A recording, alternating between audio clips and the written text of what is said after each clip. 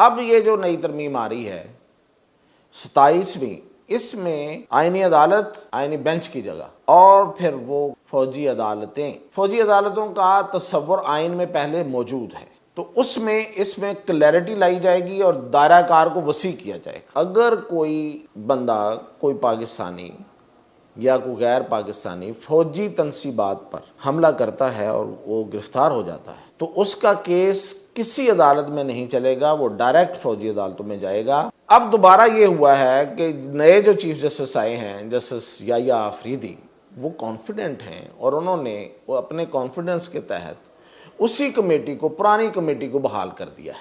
अब उस पर उसको ऑर्डिनेंस तो उनको नहीं रोकता, क्योंकि ये चीफ जस्टिस का इख्तियार है कि वो जिसको चाहें। तो उसमें अब जस्टिस मुनीब भी हैं और जस्टिस मंसूर अली शाह भी हैं। तो अब जो बेंच बनेंगे सुप्रीम कोर्ट के, वो या तो फिर मुत्तफिका होंगे या फिर अक्सरियत के साथ जस्टिस मुनीब और जस्टिस मंसूर अली शाह के बेंचेस होंगे, जो वो चाहेंगे। नाज़रीन, पहली दफ़ा मुझे भी कोई खबर मिली है इमरान खान की रिहाई से बारे में। इससे पहले कसम उठवा लें कभी कोई खबर नहीं मिली, इसलिए कभी बताई नहीं। तो बात तो वही करेंगे जो हो रही होगी या हो जाएगी, जो खबर मिलती है। अब हमारी खबर बाउंस भी हो सकती है, लेकिन उसके पीछे कुछ सब्सटेंस होना चाहिए। तो ये है, अब मैं बताऊंगा कि वो क्या है। बड़ी खबर तो यही होगी।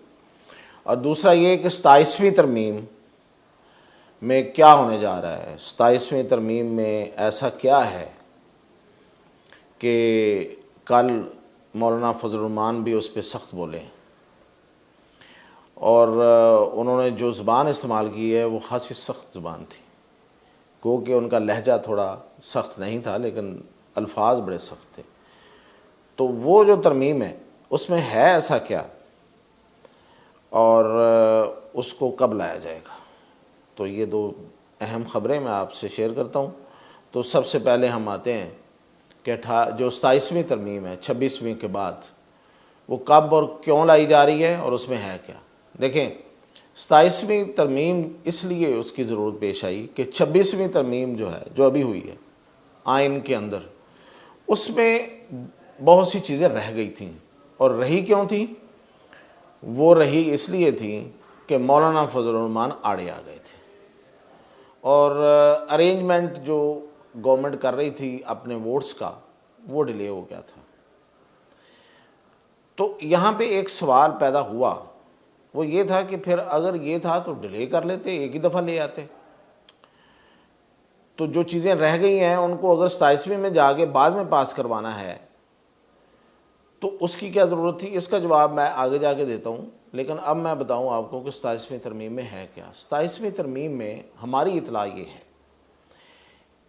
कि अब आईनी बेंच से आगे बात बढ़ेगी और अब आईनी अदालत पे ही दोबारा बात होगी। आईनी अदालत जो है उसके लिए तरमीम लाई जाएगी।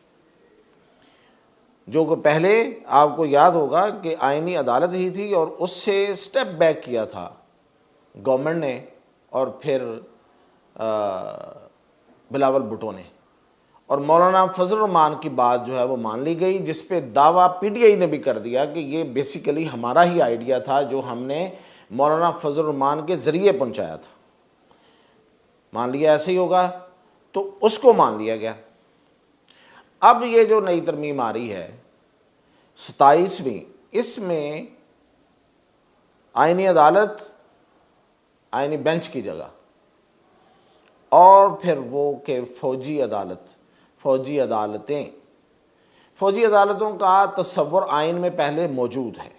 ये नहीं है कि ये कोई नई बात, लेकिन ये जो तरमीम होगी, तरमीम का मतलब ये होता है कि पहले से मौजूद चीज़ को आप तब्दील कर रहे हैं कुछ, तो उसमें इसमें क्लैरिटी लाई जाएगी और दायरा कार को वसी किया जाएगा।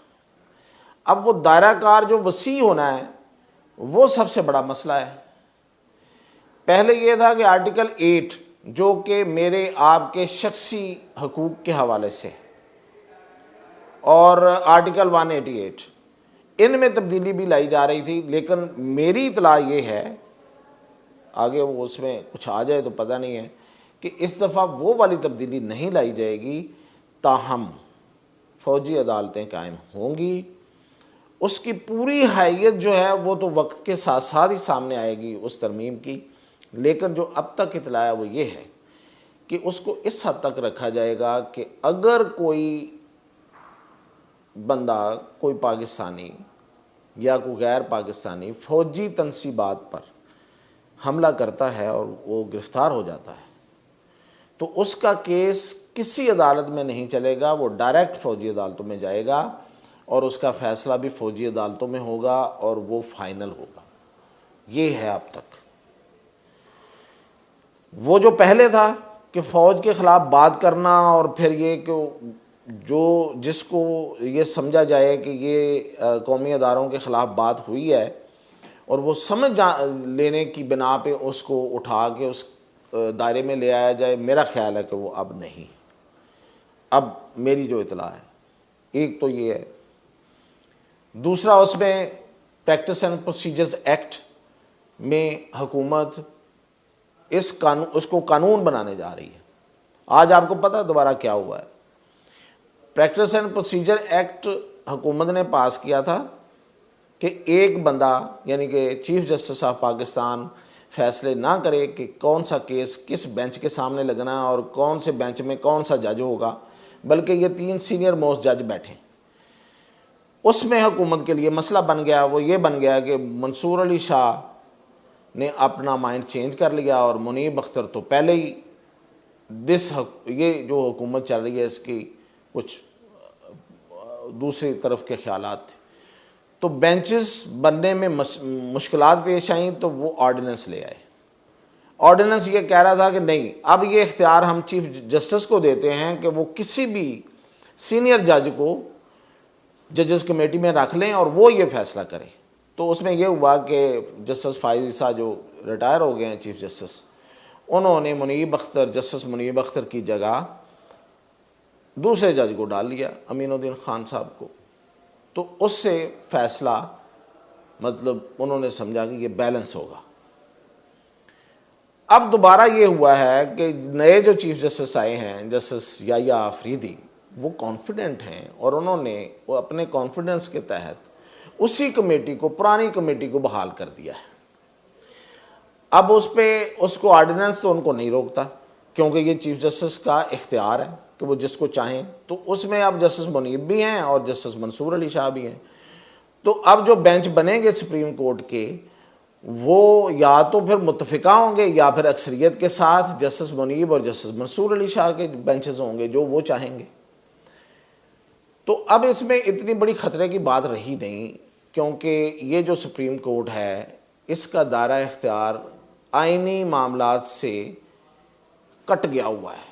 अब आइनी मामलात ये अदालत नहीं सुनेगी, तो इसलिए हुकूमत को कुछ ज़्यादा मसला नहीं है। अच्छा, लेकिन अब इसको कानून का हिस्सा बनाया जा रहा है कि कानून का हिस्सा बना दिया जाए, कानून बना दिया जाए जो ऑर्डिनेंस है उसको, यानी कि चीफ जस्टिस उसमें बाइख्तियार हो अपने साथ 2 और जजेस लगाने का जिसको वो चाहें। अभी होगा तो होगा, अभी तो वो कमेटी बन गई है।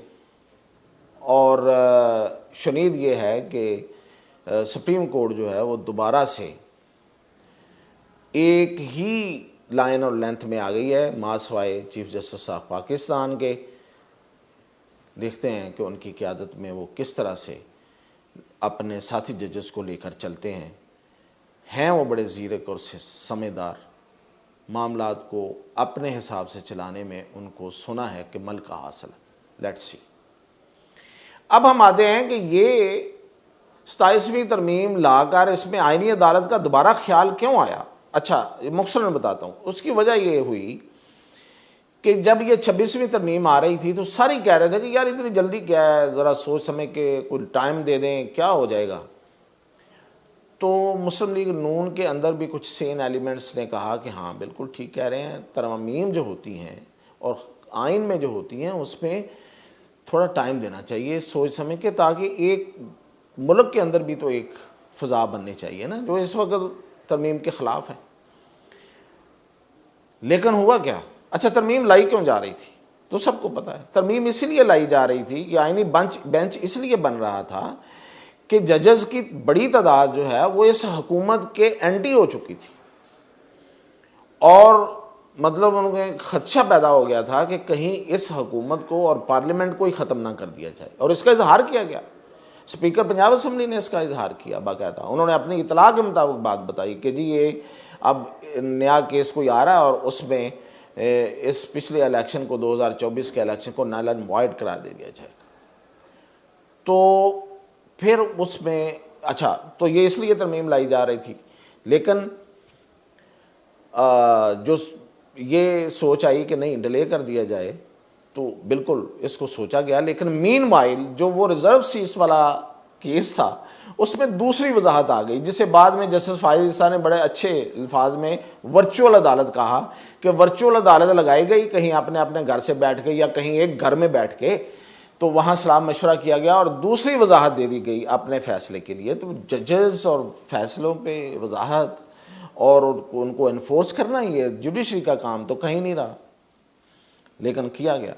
तो उस वक्त फिर इनके कान खड़े हुए कि नहीं भाई ये काम उधर ही है, ये नहीं अभी ठंडा नहीं पड़ा।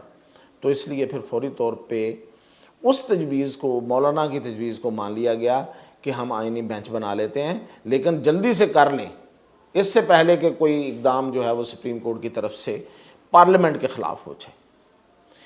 तो अब जबकि उनको रिलीफ है, अब आईनी कोई भी केस जो है वो सुन नहीं सकती मौजूदा सुप्रीम कोर्ट, तो इसलिए बड़े सुकून के साथ अब आईनी अदालत 27वीं तरमीम के ज़रिए लाई जाएगी।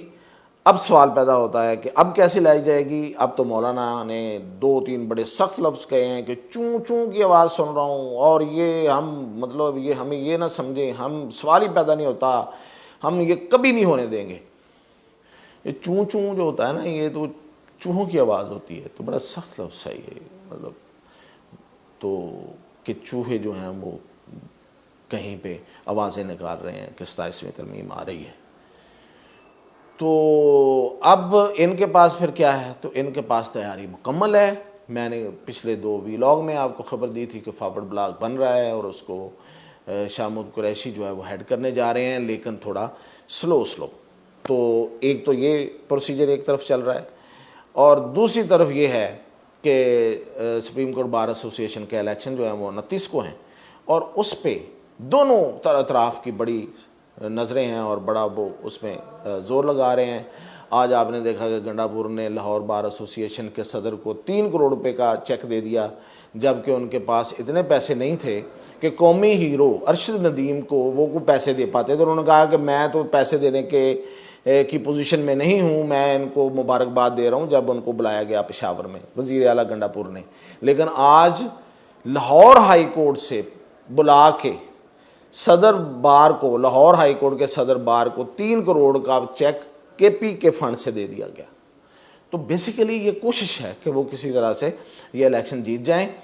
तो ये भी एक दोनों चीज़ें हैं, ये भी इसका भी इंतज़ार किया जा रहा है कि इस इलेक्शन का नतीजा क्या आता है, तो उसके नतीजा देख के फिर 27वीं तरमीम का जो घोड़ा है उसको मैदान में लाया जाएगा। दोनों चीज़ें हैं, शामुद कुरैशी का फॉरवर्ड ब्लॉक और ये दोनों। तो अगर ये हो जाते हैं या इनमें से एक हो जाता और एक नहीं भी होता, तो ज़्यादा इम्कान ये है कि 27वीं तरमीम जो है वो आ जाएगी महीने 1.5 के अंदर। अब हम आते हैं कि जो मैंने कहा कि पहली दफ़ा मुझे भी कोई खबर मिल गई है, तो वो क्या है। देखें, यूट्यूबर्स हैं, सैकड़ों यूट्यूबर्स हैं, रोज़ आप सुनते हैं खान आ रहा है, सब झुक गए हैं, किसी में ताकत नहीं है उसको रोकने की। फैक्चुअल बात कोई नहीं बताता, और रोज़ लोग सुनते हैं और सो जाते हैं और सुबह उठ के फिर इसी तरह की बातें सुनते हैं, इसलिए कि ये बातें सुनना उनको अच्छा लगता है।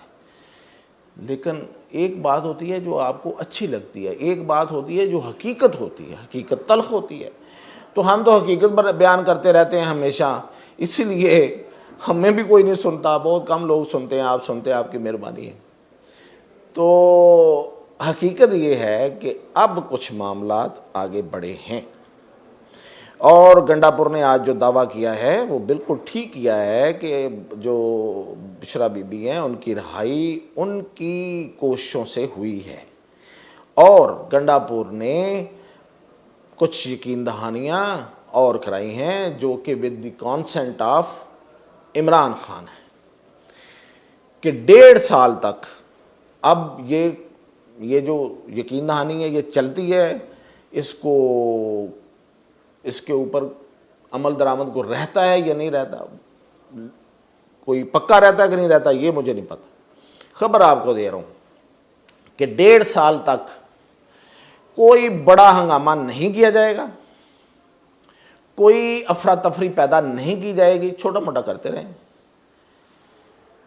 हाँ, जब 1.5 साल के बाद फिर इमरान खान के बाहर आने के चांसेस हैं और उनको बाहर ले आया जाएगा, ये हमारी इतला है। ये मामला यहां तक पहुंचे, एक तो पूरा हो गया बुशरा बीबी, और अब ये जो मामला है ये तय हुआ है।